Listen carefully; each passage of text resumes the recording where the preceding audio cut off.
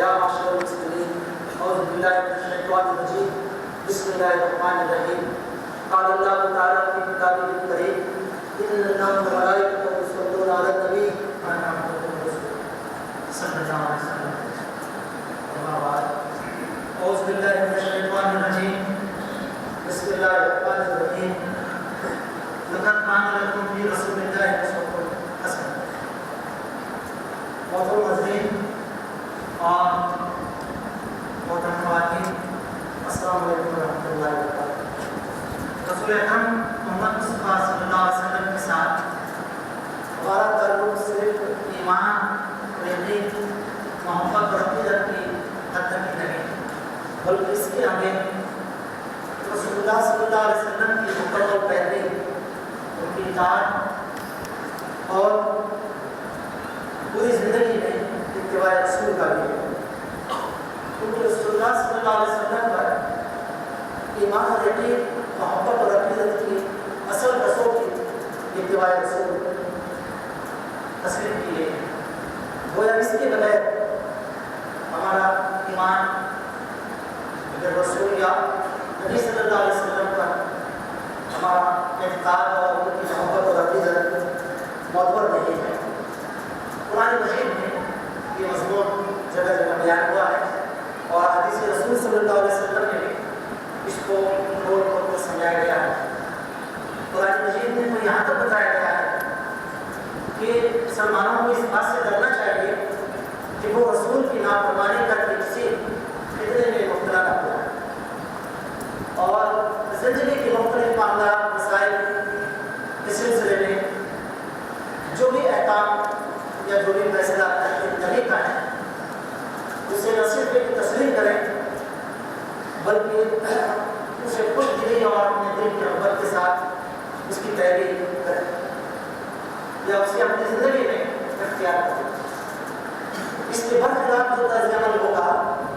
وہ طرز عمل گویا شدید قسم کا نفاق ہے اور اللہ تعالیٰ اور اللہ کے رسول صلی اللہ علیہ وسلم کی ساتھ یہ بھائی ہے اور شدید قسم کی نافرمانی ہے. ایک حدیث کا خلاصہ دیکھیے. اللہ کے نبی صلی اللہ علیہ وسلم فرماتے ہیں کہ تم میں سے کوئی شخص اس وقت تک مومن نہیں ہو سکتا جب تک اس کی تمام خواہشات نفس میری دائمی شریعت کے تابع نہ ہو. بہت ہی جامع بات اس میں بتائی گئی ہے کہ ہماری زندگی میں پسند اور ناپسند، صحیح اور غلط، جائز اور ناجائز، حلال و حرام کا معیار وہ ہے جو اللہ کے نبی صلی اللہ علیہ وسلم نے ہمیں بتایا ہے یا جو ان کی شریعت میں ہمیں ملتا ہے. محترم حاضرین اور خواتین، یہ اطاعت اتباع رسول مشروط نہیں ہے. یعنی کوئی مسلمان یہ نہیں کہہ سکتا نہ زبان سے اور نہ عملاً کوئی ایسا طرز عمل اختیار کر سکتا ہے کہ جس میں وہ بعض باتوں کو قبول کر لے اور بعض باتوں کو چھوڑ دے یا صریحاً صاف صاف انکار کرے. مثال کے طور پر کوئی نماز کی پابندی کرے اور روزہ اسے بھاری لگے تو روزہ چھوڑ دے، یا نماز روزہ پڑھنے کا اہتمام کرے لیکن مال خرچ کر کے حج فرض ہونے کے باوجود حج کرنے کے لیے تیار نہ ہو یا زکات ادا کرنے کے لیے تیار نہ ہو. یہ کوئی عبادت کا ایک بنیادی ارکان پر مشتمل گوشہ ہو، ایک دائرہ ہو، لیکن عبادت میں اور بھی چیزیں اور اس سے آگے بڑھیں. زندگی کے معاملات، اخلاق، سیرت و کردار، حقوق و العباد، غرض ہے کہ زندگی جتنی پھیلی ہوئی اور جتنی وسیع ہے، زندگی کے جتنے دائرے ممکن ہیں، ان سب میں سے ہر مسلمان کے لیے ہمارے لیے ضروری ہے کہ ہم اللہ کے احکام اور رسول اللہ صلی اللہ علیہ وسلم کی تعلیمات اور احکام کو معبود کر اس پر عمل کریں. اس بارے میں قرآن مجید میں جگہ مختلف جگہوں پر یہ بات بھی بتائی گئی ہے کہ بعض حصوں میں یا بعض زندگی کے معاملات میں رسول اللہ صلی اللہ علیہ وسلم کی پیروی اختیار کرنا اور بعض معاملات کی زندگی میں پیروی کو چھوڑ دینا زبانی طور پر ہو یا اپنے عمل سے، یہ دراصل کتاب الہی کہ بعض حصے پر ایمان لانا اور بعض کا انکار کرنا۔ ایک تو مطالبہ اہل ایمان سے قرآن میں یہ ہے ادخلوا فی السلم کافہ، پورے کے پورے اسلام کے اندر داخل ہو جاؤ، ولا تتبعوا خطوات الشیطان، اور شیطان کی پیچھے نہ چلو، انہ لکم عدو مبین، وہ تمہارا خدا کا دشمن ہے۔ دوسری طرف یہ بتایا گیا ہے کہ کیا تم کتاب الہی کے بعض حصے پر ایمان لاتے ہو اور بعض حصے کا انکار کرتے ہو، تم میں سے جو کوئی ایسا کرے گا اس کی سزا اس کی سوا اور کیا ہوگی کہ دنیا میں بھی اللہ تعالیٰ اس کی سزا دے گا اور آخرت میں اللہ تعالیٰ اسے ذلیل اور رسوا کرے گا۔ قیامت کے دن شدید ترین عذاب میں اسے ڈال دیا جائے گا اور اللہ ہمارے سارے اعمال سے باخبر ہے۔ تو اس لیے محترم حاضرین و خواتین، اس بات کی ہم سب کے لیے بنیادی ضرورت ہے کہ ہم پوری زندگی میں موٹے طور پر وہ معلوم تو کریں کہ عبادات میں، اخلاق و سیرت میں اور معاملات میں اور اسی طرح سے بندوں کے حقوق میں اور زندگی کے جو اور معاملات مسائل ہیں اس میں اللہ کے نبی صلی اللہ علیہ وسلم کی شریعت نے ہماری کیا رہنمائی کی، ہمارے لیے کیا احکام دیے، اور اس کے ساتھ ساتھ نمونہ بھی نبی صلی اللہ علیہ وسلم کی مبارک زندگی میں پایا جو قیامت تک کے لیے طے ہے کہ اہل ایمان اسی نمونے کی پیروی کریں، اسی کی کو اتباع کریں، اسی کو اپنے سامنے ایک ماڈل کے طور پر رکھیں گے، یہ بات طے ہے۔ ہمیں سے کوئی مسلمان مرد یا خاتون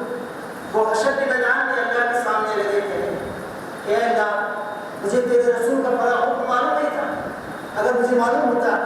تو میں ضرور دنیا میں اس پر عمل کرتا اور یہاں گھاٹے میں نہیں رہتا، مجھے دنیا میں دوبارہ بھیج دے تاکہ میں اس پر عمل کر سکوں۔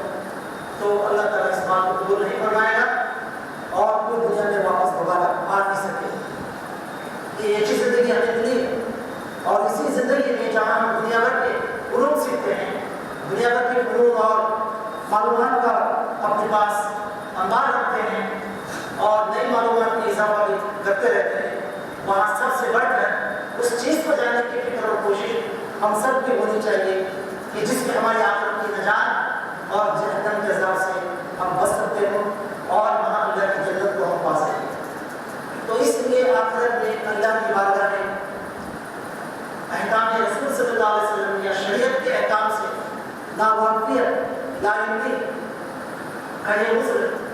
اللہ کے پاس کام نہیں آئے گا۔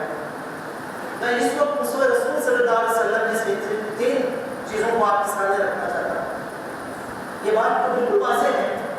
کہ اللہ کے نبی صلی اللہ علیہ وسلم کا مبارک نمونہ ان کی زندگی ہم سب کے لیے انفرادی اور اجتماعی اور پوری ملت کے لیے وہ زندگی نمونہ ہے۔ اسی نمونے پر صحابہ کرام چلتے رہے اور بعد کے ہمارے اصحاب بھی اس پر چلتے رہے۔ تو یہاں دیکھیے یہ تین پہلو ایسے ہیں جس سے عام طور پر آج ہماری زندگی میں غفلت پائی جاتی ہے۔ اس تین پہلوؤں کو بیان کرنے کا مطلب یہ نہیں کہ ہم بس انہیں تینوں کو اختیار کریں اور باقی رسول صلی اللہ علیہ وسلم سے خدا خاصہ غفلت کرتے ہیں، بلکہ میں عرض کر چکا ہوں کہ پوری زندگی نبی صلی اللہ علیہ وسلم کی نمونہ ہے، ہمیں اس پر چلنا چاہیے۔ یہاں تین باتوں میں پہلی ہے بندوں کے حقوق، اور دوسری بات ہے معاملات، اور تیسری ہے دعوت۔ یہ تین وہ باتیں ہیں بڑے بڑے جو آج مسلمانوں کی زندگی کے ایجنڈے سے قریب قریب باہر ہیں۔ ہم دین اور دین کے نام پر، دین کی خدمت کے نام پر، دین کی پیروی کے نام پر بھی بہت سارے کام کاج کر لیتے ہیں، لیکن عام طور پر ان تین باتوں سے ہمارے یہاں غفلت پائی جاتی ہے۔ اس میں سب سے پہلے بندوں کے حقوق کو لیجیے کہ اس سلسلے میں نبی صلی اللہ علیہ وسلم کی تعلیمات کیا ہے اور ان کا نمونہ کیا ہے۔ تو جہاں تک تعلیمات کا سوال ہے، اسلام دو باتوں کا نام ہے، ایک اللہ کے حقوق کو ادا کیا جائے، یہ آدھا اسلام کا، آدھا دین کا، اور باقی آدھا دین یہ ہے کہ اس کے بندوں کے حقوق کو پورا پورا ادا کیا۔ بندوں میں سب سے بڑا حق ماں باپ کا، بیوی بچے ہیں، رشتے دار ہیں، پڑوسی ہیں، دوسرے مسلمان ہیں، یہاں تک کہ غیر مسلمان ہیں، یہاں تک کہ حیوانات اور چرچ بن جانا، ان تمام کے حقوق مخلوق کے یہ سب بتائے گئے۔ اور اس سلسلے میں اللہ کے نبی صلی اللہ علیہ وسلم نے فرمایا کہ یہ حدیث کے ذریعے بات بتائی گئی ہے کہ اللہ کی زمین نے اپنی رب سے کہا کہ اے اللہ میں نے اس سے ایک وعدہ لے لیا ہے قبولیت دعا کا وعدہ، جس کی تو حدیث خلاف ورزی نہیں فرمائے گا۔ تو میں ایک انسان ہوں، تو جس کسی مسلم کو میں نے نام تقریر کا بات کہی ہو، برا برا کہا ہو، کسی پر لعنت ملامت میں نے کی ہو یا اسے کوڑے مارے ہو، تو میں اس پیٹ کو مظلوم کے لیے قیامت کے دن اس کی مرحمت، اس کی مغفرت اور اس کی قرب کے لیے تو سبب یا ذریعہ بنا دے۔ یہ دعا فرمائی اور نمونہ کیا تھا؟ دیکھیے 23 سال کے جس دین کی آپ نے دعوت اور تبلیغ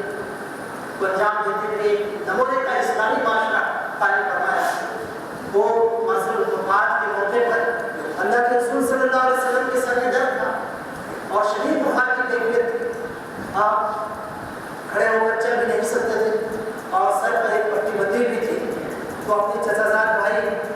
فضل بن عباس رضی اللہ عنہ کو بلا لیا، ان کا سہارا لیا اور مسجد نبوی میں پہنچے۔ پہلے سے وہاں صحابہ کو جمع ہونے کا حکم دے چکے، ہدایت دی جا چکی۔ صحابہ اکرام پہلے ہی پریشان تھے کہ اللہ کے رسول کی طبیعت خراب ہے، پتہ نہیں کیا ہوگا، تو سب جمع ہو گئے۔ تو اس موقع پر اللہ کے نبی صلی اللہ علیہ وسلم نے جو خطاب فرمایا بندوں کے حقوق کے بارے میں، وہ بڑا ہی رونگٹے کھڑے کر دینے والا ہے۔ ارشاد فرمایا اے لوگوں میں تمہارے درمیان میں سے جب چلا جانے والا ہوں، بس جس کسی کی پیٹھ پر میں نے کوڑا مارا ہو میں حاضر ہوں، آج وہ میری پیٹھ پر کوڑا مار کر مجھ سے بدلہ لے لے۔ میں نے کسی کو نام برا بنا کہا ہو تو آج اس کا مجھ سے بدلہ لے لے، اور میرے ذمہ کسی کا مال اگر ہے تو وہ مجھ سے مال وصول کر لے، میں موجود ہوں۔ میں اس پر ہرگز برا نہیں مانوں گا، میں تم میں سے کسی سے ناراض نہیں ہوں گا۔ فرمایا کہ وہ تم میں سب سے زیادہ محبوب وہ ہے میرے نزدیک جو مجھ سے یہی دنیا میں اپنا حق وصول کر لے۔ اللہ کے نبی صلی اللہ علیہ وسلم معصوم تھے اور آپ کے ہاتھوں سے نوز بندہ کسی کی حق تک بھی کسی پر بھی ظلم کا سوال ہی نہیں پیدا ہوتا، لیکن آپ یہ نمونہ ہمارے سامنے رکھ رہے ہیں کہ مسجد وفات کے موقع پر اپنی امت کو خطاب کر کے فرما رہے ہیں کہ مجھے تم میں سب سے زیادہ محبوب وہ ہے جو مجھ سے اسی دنیا کے اندر اپنا بدلہ لے کر اپنا حق وصول کر دے یا مجھے معاف کر دے۔ دیکھیے آپ اللہ کے نبی معافی مانگ رہے ہیں کہ مجھے معاف کر دے تاکہ میں اپنے رب کے پاس خوش خوش چلا جاؤں۔ پھر آخر میں فرمایا کہ اے لوگوں دنیا میں جس نے کسی کا حق دبا دیا، کسی کا حق مار دیا، وہ صاحب حق کو اس کا حق لوٹا دے۔ دنیا کی رسوائی اور بے عزتی کو زیادہ اہمیت نہ دے، ورنہ پھر وہ آخرت کی رسوائی اور ذلت کے لیے تیار ہو جائے۔ آخرت کی رسوائی، آخرت کی ذلت بہت شدید تر ہے اور بہت سخت ہے۔ یہ ایک بات تھی جو آپ کے سامنے رکھی گئی، بہت بڑی بات۔ ہم ذرا اپنی زندگی کا جائزہ لیں، یہ بات ان صحابہ کے سامنے بیان فرمائی گئی جن سے بڑھ کر دین پر عمل کرنے والا قیامت تک کوئی دوسرا گروہ، کوئی دوسری انسانی جماعت اس دنیا میں پیدا نہیں ہو سکتی۔ اس آسمان کے نیچے، اس زمین کے اوپر صحابہ اکرام وہ آخری لوگ تھے جو سب سے بڑھ کر دین پر عمل کرنے والے، جو سب سے بڑھ کر اللہ کے رسول کی محبت، عقیدت، اطاعت اور اتباع کا جذبہ اپنے اندر رکھتے تھے۔ ان سے مخاطب ہو کر اللہ کے نبی یہ فرما رہے ہیں، تو ہمیں اور آپ کو سوچنا چاہیے کہ حقوق و عبادت کی ادائیگی کے حوالے سے ہماری زندگی کہاں ہے، کس مقام پر ہے، ہم کہاں ٹھہرے ہیں۔ ماں باپ کے حقوق، بیوی بچوں کے حقوق، رشتہ داروں کے حقوق، پڑوسیوں کے حقوق، مسلمانوں کے حقوق، غیر مسلم بھائیوں کے حقوق اور دوسرے اور حقوق کی ایک لمبی فہرست ہے۔ ان سب کی تفصیل میں جانے کا موقع نہیں۔ اب دوسری پہلو کو لیجیے جو جس میں ہم بہت غفلت برتتے ہیں عام طور پر، وہ ہے معاملات کا پہلو۔ معاملات کیا چیز ہے؟ دیکھیے معاملات کے اندر یہ بھی بہت بڑا دائرہ ہے۔ آپ نے ابھی حقوق و عبادت، بندوں کے حقوق کو دیکھ لیا کہ وہ محدود نہیں ہے بلکہ بہت وسیع دائرہ ہے۔ اسی طرح سے معاملات کی کا دائرہ بہت بڑا ہے. اس میں لین دین ہے, خرید و فروخت ہے, تجارت ہے, اور اس میں وعدہ, امانت, دیانت اور مالی اور معاشی معاملات, اور اسی طرح سے ہبہ, وقت, وصیت, وراثت, نسب اور بھی بہت ساری چیزیں شامل ہیں. اس کے بارے میں اللہ کے نبی صلی اللہ علیہ وسلم کی تعلیم کیا ہے, شریعت کیا کہتی ہے؟ آپ دیکھیے اس کے ایک تو یہ معاملات کے جو احکام ہیں,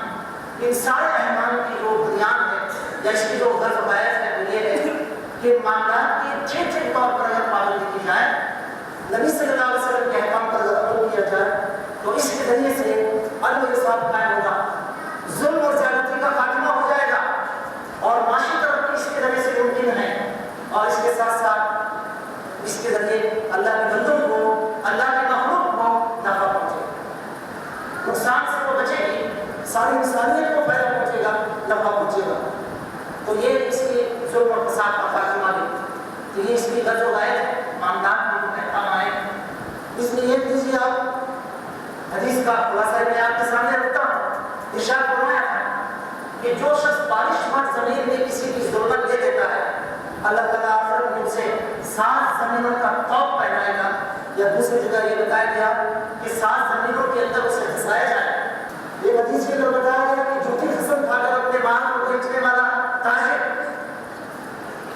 قیامت کے دن ایسی حالت میں اٹھے گا کہ اللہ تعالیٰ نہ اس کی طرف نظر فرمائیں گے, یعنی نہ اسے دیکھا جائے گا, نہ اسے پاس صاف کیا جائے گا, نہ اس کی بخشش کا کوئی سامان ہوگا, نہ اسے جنت میں داخل فرمائے گا, بلکہ جہنم کے دردناک عذاب میں اسے داخل کیا جائے گا. تجارت کے بارے میں, خرید و فروخت اور لین دین کے بارے میں, اسی طرح سے ناپ تول کرنا, ناپ تول میں ٹھیک طور پر شریعت کی پابندی کرنا یا اس کا لحاظ رکھنا کہ دونوں میں بھی, دینے میں اور لینے میں, دونوں میں بھی ہم صحیح طور پر شریعت کی پابندی کریں. ناپ تول تو بظاہر ایک چھوٹی بات کرتی ہے, لیکن قرآن مجید میں پوری قوم کے بارے میں بتایا گیا کہ اس قوم نے اپنے پیغمبر کی دعوت کا انکار بھی کیا, اور اس کے اندر بہت بڑی خرابی یہ تھی کہ وہ ناپ تول کی کمی بیشی میں مبتلا تھی. بلاخر اس کے اوپر اللہ کا عذاب آیا اور اس قوم کو مٹا دیا. یہ ناپ تول کی کمی بیشی صرف ایک بیماری نہیں بلکہ ایک ذہنیت ہے, ایک مزاج ہے, اور ایک طرز زندگی ہے جس میں مال سے محبت, آخرت سے غفلت اور اعلیٰ اخلاقی قدروں سے دوری اور خرابیاں اس میں آ جاتی ہیں. تو قرآن نے جگہ جگہ چھوٹی سی مظاہر, چھوٹی سی بات کو جگہ جگہ دہرایا گیا ہے کہ ناپ تول میں گھاٹا نہ دو, ٹھیک طرح سے پیمانہ بھر کر دو. اور انسان اپنے لیے تو چاہتا ہے کہ اسے پورا حق ملے, لیکن وہ دوسروں کے حقوق کو پورا کرنے کے لیے تیار نہیں ہوتا, وہاں مارتا ہے. تو غرض یہ کہ ناپ تول اور اس سے متعلق خرابیاں. اسی طرح قرض کو آپ لیجیے, اس کے ساتھ سودی قرض اگر ہے تو وہ اور بھی شدید ہے. سود کو حرام ہے لینا اور دینا, لیکن آج ہمارے معاشرے کے اندر آپ دیکھتے ہیں کہ قرض کے سلسلے میں جو لیا گیا وہ واپس کرنے کی نوبت ہی ہے, اور قرض دینے والا مایوس ہو جاتا ہے کہ اسے کبھی پیسے واپس مل سکے. اللہ کے نبی صلی اللہ علیہ وسلم نے فرمایا کہ شہید کے تمام گناہ اس کے خون کا پہلا قطرہ زمین پر گرنے سے پہلے اللہ تعالیٰ معاف کروا دیتا ہے, لیکن قرض معاف نہیں ہوگا, قرض باقی رہے گا اس کا حساب کتاب. اور ان قرض کے سلسلے کی تفصیلات آئیں.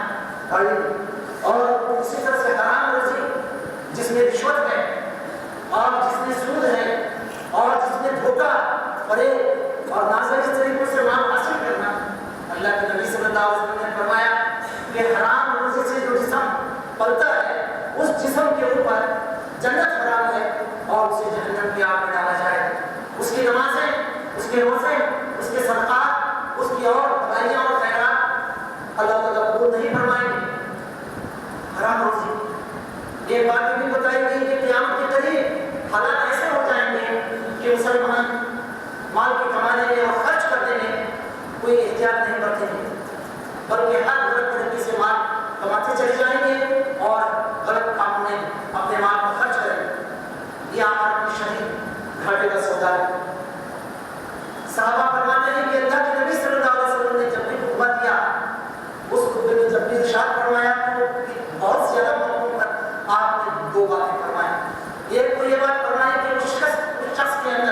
ایمان نہیں ہے، جس کے اندر امانت داری نہیں، اور اس شخص وہ دین سے محروم ہے، وہ مسلمان جس کے اندر عہد کی پابندی نہیں، کسی سے وعدہ کر لیا وعدے کی خلاف ورزی کر لی، جس پر کوئی شرمندگی نہیں، کوئی ندامت نہیں، اور وعدے کو پورا کرنے کی خیال نہیں۔ قرآن مجید میں جگہ جگہ بات بتائی گئی ہے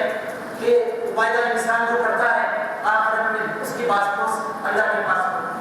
پوچھا جائے گا اس سے۔ اس طرح سے وراثت کو آپ لیجیے، نماز، روزہ، حج، زکات، ان سب کی پابندی کی، بظاہر جنت کے مستحق ہوئے، لیکن عین وراثت میں جو حقدار ہیں ان کو محروم کر دیا۔ تو قرآن کی سورۃ النساء میں بتایا گیا کہ جو لوگ اللہ کے اس قانون کی خلاف ورزی کریں گے ان کو جہنم میں رکھا جائے گا، وہاں ہمیشہ کے لیے وہ جہنم کی آگ میں داخل کی جائے گا۔ محترم حاضرین، اب ایک دوسری بات ہے جس سے ہم غفلت، عام طور پر غفلت پائی جاتی ہے معاملات کی زندگی میں۔ شریعت کے احکام کیا ہیں، شریعت نے کیا رہنمائی کی ہے، ہم جاننے کی پرواہ نہیں کرتے ہیں، بلکہ جیسے دنیا چل رہی ہے، جس میں فائدہ نظر آتا ہے، جس میں مال ملتا ہے، جس میں اپنے نفس کی تسکین ہوتی ہے، ہم وہ کر دیتے ہیں اور سمجھتے ہیں کہ ہم کامیاب ہیں۔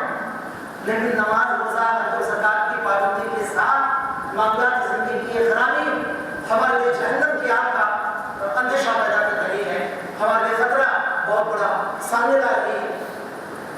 اب آخری بات دعوت کے سلسلے میں قرآن اور حدیث کے اندر اس کی فرضیت اور اس کی ایک ذمہ داری ہونے کی بات تفصیل سے بتائی گئی۔ اب ان ساری آیات کو آج اس بات کے سامنے پیش کرنا ممکن نہیں ہے، لیکن دعوت کی ذمہ داری پوری امت کی ذمہ داری ہے۔ یہ ذمہ داری کسی جماعت کی، کسی تنظیم کی نہیں، پوری امت کی ذمہ داری، امت کے ہر نوجوان، ہر خاتون، امت کے ہر فرد کی ذمہ داری ہے کہ وہ دعوت کا فریضہ انجام دیں۔ دعوت کیا ہے؟ یہ ہے کہ ہم ان لوگوں کو جو دین اسلام سے محروم ہیں، توحید کو نہیں جانتے ہیں، انہیں توحید کے بارے میں بتائیں، انہیں شرک کی خرابیوں کے بارے میں سمجھائیں، انہیں آخرت کی زندگی کے بارے میں بتائیں، رسالت کا عقیدہ اسلام کو ان کے سامنے سمجھائیں، اور اس کے ساتھ ساتھ ہم پوری زندگی میں اللہ کی بندگی اختیار کرنے کی دعوت ان کو دیں۔ یہ دعوت قرآن کی جگہ جگہ بیان کی، اللہ کے رسول نے اس کے بارے میں تاکید فرمائی۔ آپ کے بہت سارے ارشادات میں ایک چھوٹی سی بات آپ کے سامنے میں رکھتا ہوں جسے ہم بھی یاد رکھ سکتے ہیں، دوسروں کو بتا بھی سکتے ہیں۔ بلغوا انی ولو آیہ، میری طرف سے ایک آیت بھی تمہیں پہنچی ہے، دوسروں تک پہنچاؤ۔ اللہ کے نبی نے فرمایا یہ نہیں کہ مسلمانوں تک پہنچاؤ، دوسروں تک پہنچاؤ۔ اگر تم ایک آیت کو بھی جانتے ہو تو آپ سوچیے کہ کتنی نازک ذمہ داری ہے۔ آخری حج کے موقع پر اللہ کے رسول صلی اللہ علیہ وسلم نے صحابہ کرام کو جہاں بہت ساری ہدایات اور بہت سارے احکام فرمائے، بیان فرمائے، وہاں ایک بات نے فرمائی کہ لوگوں کیا تم اس بات کی گواہی دیتے ہو کہ میں خدا کا دین تم تک پہنچا چکا ہوں؟ صحابہ کرام نے کہا اے اللہ کے رسول، ہم اس بات کی گواہی دیتے ہیں کہ آپ نے خدا کے دین کو ہم تک پورا پہنچا دیا۔ دین کے پہنچانے میں کوئی کوتاہی نوزدہ، کوئی غفلت آپ سے نہیں ہوئی۔ تو محترم حاضرین اور خواتین، آپ غور فرمائیں، اللہ کے نبی صلی اللہ علیہ وسلم نے 23 سال کی مبارک زندگی میں دین اسلام کا نمونہ اور اس کی شہادت اپنی زندگی سے دی، اور اپنے قول سے بھی دین اسلام کو پیش فرمایا، شرک پر تنبیہ فرمائی، برائیوں اور اخلاقی بگاڑ پر، ظلم و فساد پر سب تنبیہ فرمائی۔ اس موقع پر آپ نے اللہ کو گواہ کیا کہ اللہ کو گواہ رہنا، 3 بار فرمایا تیرے بندے گواہی دے رہے ہیں، میں تیرا دین ان تک پہنچا چکا اور اس دین کو پہنچانے میں مجھ سے کوئی غفلت کوتاہی نہیں۔ محترم حاضرین، کیا بیان آپ آج اس مقام پر کھڑے ہیں کہ کل حشر کے میدان میں ہمارے اطراف میں اور اس شہر میں، اس ملک کے اندر جو غیر مسلم آبادی ہے، اس کے سامنے ہم کہہ سکیں اللہ سے کہ اللہ جو دین اسلام کو نے ہمیں عطا کیا، ہم صرف اس پر چلنے پر مطمئن نہیں تھے یا اس پر ہم نے قناعت نہیں کی، بلکہ تیرے دین کو دوسرے بندوں تک پہنچا دیا،